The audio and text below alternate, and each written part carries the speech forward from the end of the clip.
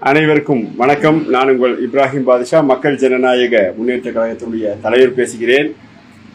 அதாவது மாண்புமிகு தமிழ்நாட்டின் துணை முதலமைச்சர் அண்ணன் உதயநிதி ஸ்டாலின் அவர்கள் ஒரு அற்புதமான சட்டத்தை கொண்டு வந்தார். அது சட்டவிரோத குண்டர்களுக்கு எதிரானது. இப்போ சட்டவிரோத குண்டர்கள் மக்களிடம் பரப்பும் அயோக்கியத்தனம் என்னவென்றால், ஏதோ மக்கள் எல்லாம் கடன் வாங்கி கட்டாதவர்கள் போன்றும் ஏமாற்றுபவர்கள் போன்றும், மக்கள் ஏமாற்றிவிட்டால் பேங்க் எல்லாம் நஷ்டமடைந்துவிடும், அதே போன்று இந்த சட்டத்தை நீங்கள் பயன்படுத்தினால் இனிமேல் வாழ்க்கையில் கடன் வாங்க முடியாது.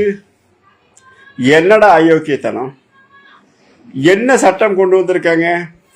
உங்களால் கலெக்ஷன் டீம் என்ற சட்டவிரோத குண்டர்களால், மனநோயாளிகளால், ஈனப்பிறவிகளால் மக்கள் மிரட்டப்பட்டு அவர்கள் தற்கொலை செய்து, பல பேர் ஊரை விட்டு ஓடி, பல பேர் கூனி குறுகி உங்களுடைய அவமானங்கள் எல்லாம் கேட்டு, நீங்கள் வேலை செய்யக்கூடிய நிறுவனம் கடன் கொடுத்த பிறகு அந்த நிறுவனம் ஒன்றும் சொல்லாத சூழ்நிலையில் நீங்கள் மிரட்டி, நீங்கள் அவர்களை மக்களை தற்கொலைக்கு தூண்டி கட்டாய வசூல் செய்ததற்காக வந்த சட்டம்.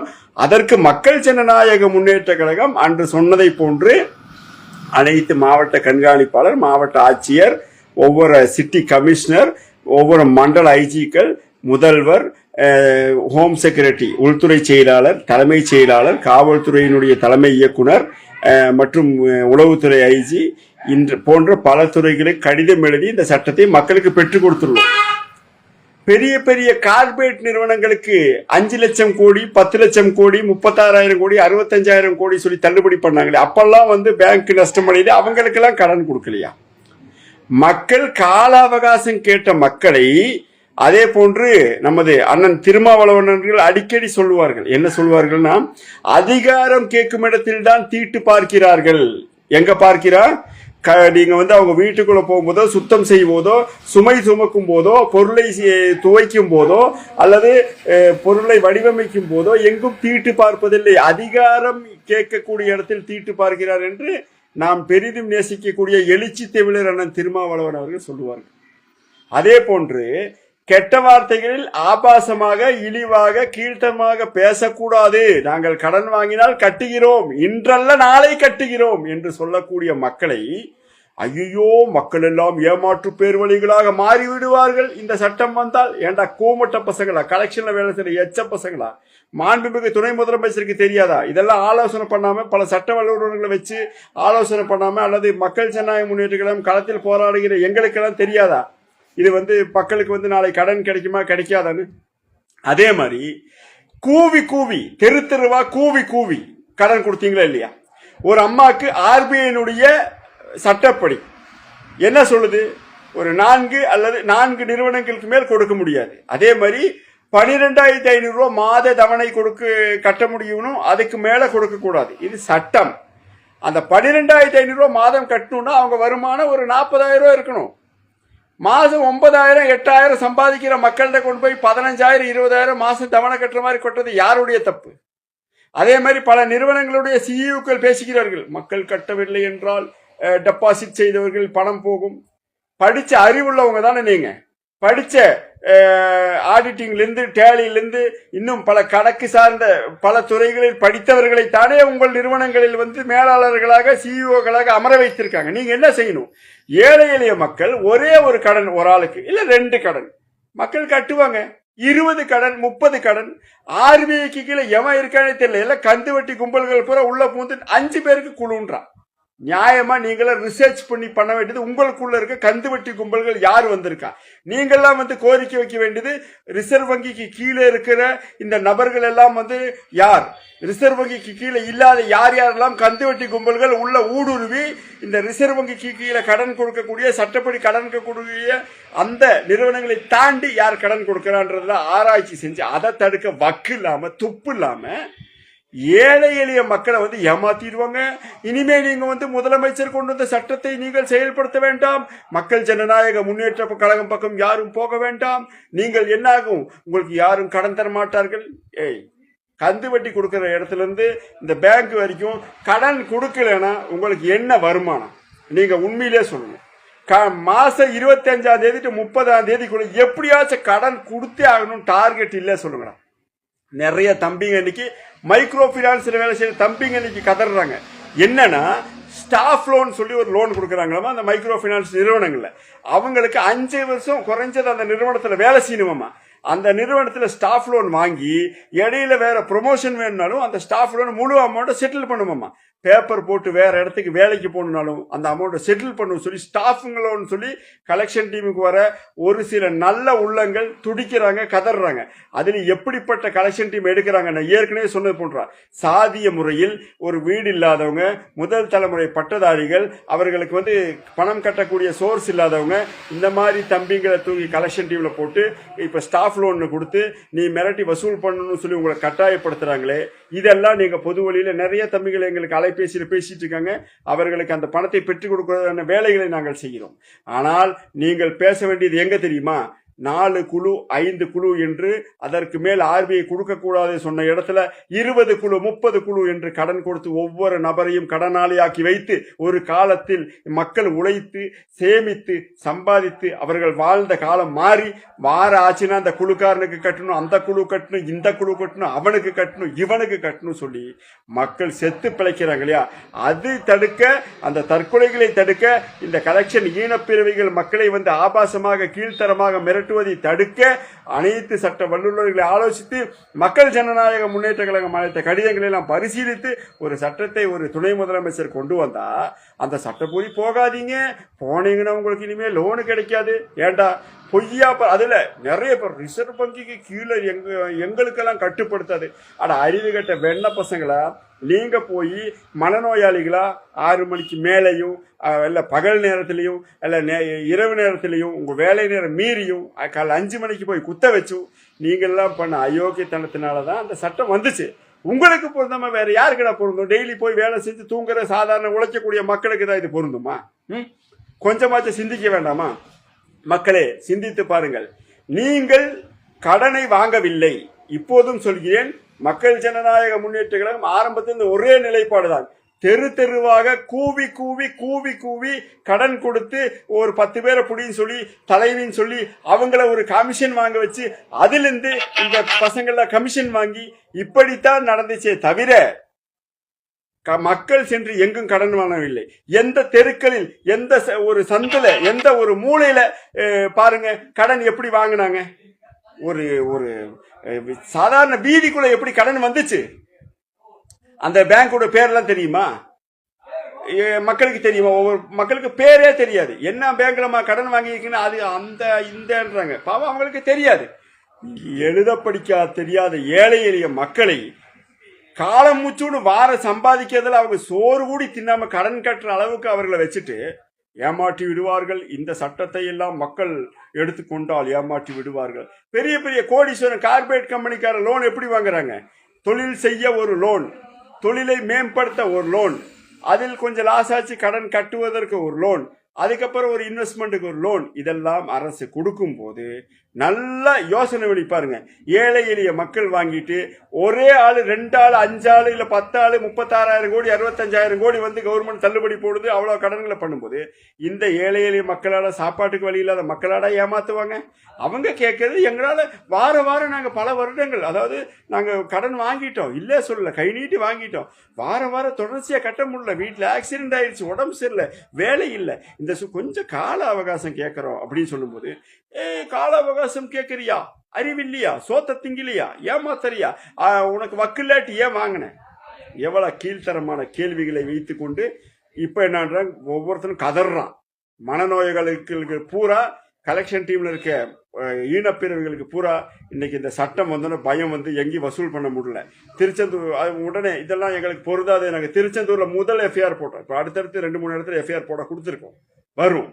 இனி ஒவ்வொருத்தனையும் சிறைச்சாலைக்கு அனுப்புறதுதான். ஒழுக்கமா உழைச்சு சாப்பிடக்கூடிய நல்ல வேலைகளுக்கு போங்க. எத்தனையோ பேர் காவல்துறையில அல்லது அரசு சார்ந்த துறைகள்ல, பஸ்ஸு, இது பேருந்து, இந்த மாதிரி போக்குவரத்து துறையில, இன்னும் எத்தனையோ துறைகளில் நல்ல நல்ல இளைஞர்கள் வேலைக்கு சென்று நாட்டிற்காக இராணுவத்தில் முதற்கொண்டு அர்ப்பணிக்கும் போது உழைக்காம தான் திம்ப நான் போய் வசூல் பண்றதான் என் வேலை. வெக்கமா இல்லை? ஏழை அது யாரை நீ மிரட்டுற? சரி, ஏன்டா இந்த வேலைக்கு சேர்ந்தீங்க? ஐயோ வேலையே இல்லைங்க, வேலை இல்லாதனால சேர்ந்தேன். வேலை இல்லாமல் சேர்ந்துட்டு வேலை இல்லாத மக்களை மிரட்டி திங்கிறேன்னு சொல்றீங்க. உங்களுக்கெல்லாம் வெக்கமா இல்லையாடா? யோசனை பண்ணி பாருங்க. அதனால மக்கள் ஏமாற்றுபவர்கள் அல்ல. நீங்க கந்துவட்டி கும்பல்கள் எல்லாம் குழு என்று சொல்லி இன்னைக்கு 10, 20, 30 குழு ஒரே ஆள் மேல கொடுத்துருக்காங்க. இந்த நிறுவனத்துக்காக பேட்டி கொடுக்கக்கூடிய ஒவ்வொரு சிஇஓக்களும் நீங்க சிஇஓ, நீங்க சீஃப் எக்ஸிகியூட்டிவ் ஆபீசர்கள், நீங்கள் சிந்திக்க வேண்டும். கடன் கொடுப்பதை நிறுத்துங்கள். எப்படி நிறுத்த வேண்டும்? அம்மா நீ 2 கடன் வாங்கியிருக்கியா, கட்டி முடிச்சுட்டு வாங்கிக்குமா. அந்த அம்மா கட்டும். ஆனா நம்ம என்ன செய்யறோம்? யாரு கடன் கொடுத்தா எனக்கும் கடன் கொடு, நம்மளை எவனா திட்டுவான்னு சொல்லி அந்த 25ஆம் தேதிக்குள்ள கடன் கொடுக்கணும் சொல்லி தெரு தெருவா கூவி கடன் வாங்கிக்க சொல்லி கொடுத்துட்டு அதுல மிரட்டும் போது அந்த மிரட்டக்கூடாது, மிரட்டலால் மக்கள் தற்கொலை செய்து கொள்கிறார்கள் என்று சொன்னால் இந்த சட்டம் எங்களுக்கு பொருந்தாது. பின்ன யாருக்கடா போட்டார் அவருக்கு என்ன பொழப்பில்லாம போட்டாரா? இல்ல நாங்க 8 வருஷமா பொழப்பில்லாம போராடுறோமா? யாரை ஏமாத்த பாக்குறீங்க? அதே மாதிரி யார் ஏமாத்துறவங்க? நீங்க தான் உங்க வாழ்க்கையவே இளமை பருவத்தை ஏமாற்றுகிறீர்கள். தந்தை பெரியாரும் மன்னல் அம்பேத்கரும் இந்த மண்ணில் படித்த இளைஞர்கள், அப்துல் கலாம் அவர்களும் படித்த இளைஞர்கள் இந்த நாட்டில் அதிகாரத்துக்கு வருவார்கள், நாட்டை வல்லரசாக்குவார்னா ஒருத்தனும் வேலைக்கே போறதில்லை. பேங்குன்ற பேர்ல மைக்ரோ பைனான்ஸ் அங்கங்க பைனான்ஸ்ல போய் சேர்ந்துட்டு ஏழை எளிய மக்கள் அப்படியே ஒரு டெய்லி எடுக்க வேண்டிய நீயா ஏமாத்தறியா, கட்ட மாட்டியா, அறிவில்லையா, சோத்த திங்கிறியான்னு கேட்டுட்டு உழைக்காம உங்களுடைய இளம் வயதை நீங்களே ஏமாற்றி கொண்டிருக்கிறீர்கள். அரசியலுக்கு வாருங்கள், அரசு அதிகாரத்துக்கு வாருங்கள். படித்த இளைஞர்கள் நீங்களாம் வந்தீங்கன்னா தான் அரசியல்ல சில இடங்களில் முரண்பாடுகளை களைய முடியும். இன்னும் எத்தனையோ அமைச்சர்கள், இன்னைக்கு மாண்புமிகு துணை முதலமைச்சர் கூட பாத்தீங்கன்னா இன்னைக்கு ஒரு அரசியலுக்கு ஒரு படித்த இளைஞர் வந்துட்டு சடனா ஒரு சட்டத்தை போடுறாரா இல்லையா? அந்த மாதிரி எல்லா கட்சிகளிலும் டிஎம்கே, ஏடிஎம்கே, காங்கிரஸ், பிஜேபி, இன்னும் எல்லா கட்சிகளிலுமே அரசியலுக்கு வாருங்க. நல்லது கெட்டது அந்த போராட்டங்கள் எல்லாம் கம்யூனிஸ்ட் இது மாதிரி எல்லாத்திலுமே அரசியலுக்கு இளைஞர்கள் வாருங்கள். அரசியலுக்கு நீங்க சட்டமன்றத்துக்கு செல்லுங்கள், மாமன்றத்துக்கு செல்லுங்கள், பாராளுமன்றத்துக்கு செல்லுங்கள். அதெல்லாம் விட்டு ஏழை எளிய மக்களை ஏமாற்றுவார்கள்.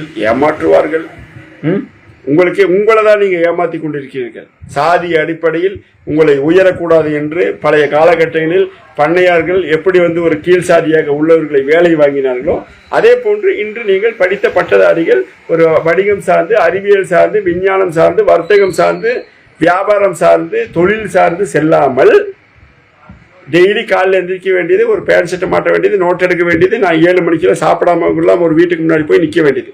அதுலேயும் சில பேர் இவனுங்களும் பெரிய புலனாய்வுத்துறை, ஏண்டா வெண்ணைகளா காலைல ஏண்டா நேரத்தில் போறீங்கன்னா அவங்க போயிடுவாங்க, கண்டுபிடிக்க முடியாது.